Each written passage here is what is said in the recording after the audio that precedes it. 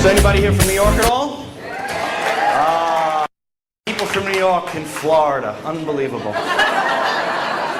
I love the seasons in New York, standing in Central Park, watching the homeless change colors. When they turn blue, fall to the ground, tears come to my eyes. Some people go, that's not nice, don't make fun of the homeless people. You shouldn't make fun of the homeless people in Manhattan. Don't you worry about the people in Manhattan, the homeless people. They have cell phones. Homeless people in New York have cell phones. I'm giving money to a homeless guy. His cell phone goes off. He goes, yeah, I can't talk now with a client. Yeah, can you call me back at the next street? Yeah, I'll be at the refrigerator carton in about 5 minutes. I drove down here all the way from Delray Beach. So exciting. Went through customs, immigration, everything. Got a GPS? Anybody have a GPS? Does he have a GPS? Remember your day, you never had a GPS. You had the triptychs from Automobile Club of America, remember? That's when you did it. Because once you open the big maps, you can never get the map back folded ever again, am I correct? But now they have a global positioning system. They created an electronic device with a woman's voice telling a man how to drive. It's diabolical. Make a left, make a right, go 2/3 of a mile and make another left. I said make a left. Why aren't you listening to me? My mother's right. You're a loser. Let me out of this car. You can program it for Japanese. Loser.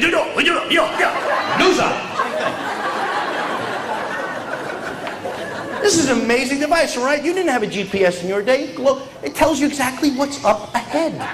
It tells you the future. It's like a pocket Nostradamus.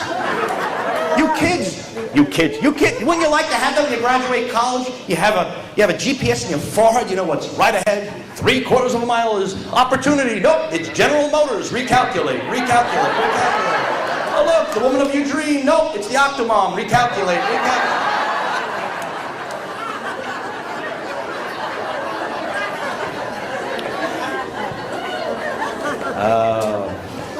So I do cruise ships. Anyone go on cruise ships? What a surprise. People in Florida going on cruise ships. People in Florida never get a chance to go on a cruise. I love watching you people on cruise ships eat 8-9 times your body weight.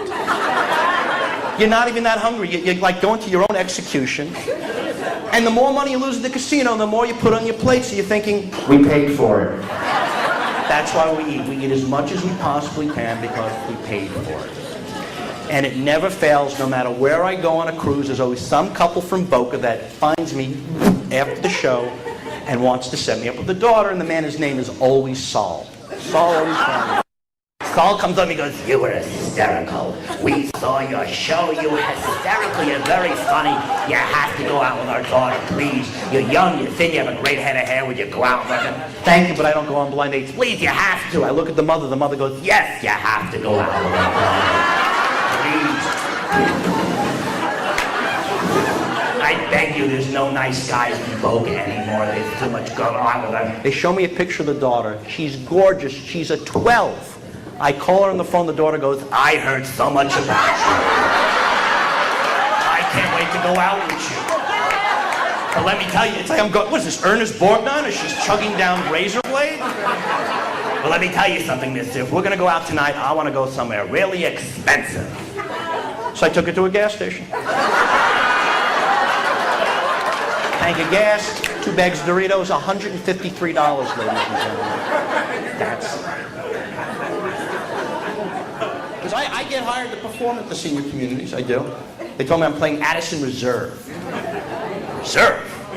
Thinking, what's a reserve? Daktari, Africa? That's right, you're going to be at Addison Reserve. You're going to see seniors grazing in the natural habitat. If any of them come up to you asking for food, don't give them.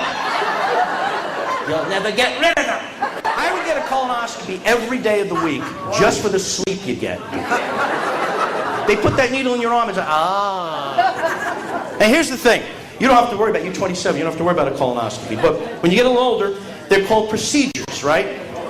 See, your age, you go for checkups. We get older, we go for procedures. And I go for... And you go for labs. You go for labs. Okay. Now, before the procedure, there is a procedure. That's where the doctor wants you to come in. He can tell you everything on the phone, but he wants to get under the copay, so he makes you come into the office, right? He can tell you everything on the phone for the thing. Go up to Walgreens, get that horrible liquid, drink it, and say hello to Mount Vesuvius. That's what's going to happen. So I'm ready to leave for get ready for my procedure on Tuesday. The nurse says to me, Mr. Fogel, on the day of your procedure, please bring with you your insurance card and proper identification. I go, why? Well, you need the identification so there's no fraud. We want to make sure it's you. So I'm thinking, of all the scams, of all the schemes, of all the identity theft you can do against another human being, using it to get a colonoscopy would be very low on my list. But I'm in conflict. Part of me would feel violated. The other part of me applauds the moxie of this guy to be in a wellness program. Checking accounts? Nah. Got his credit cards? Nah. I got a colonoscopy. I said to that nurse, if anybody comes in pretending to be me, wanting a colonoscopy, put it on my tab. Colonoscopies for everyone.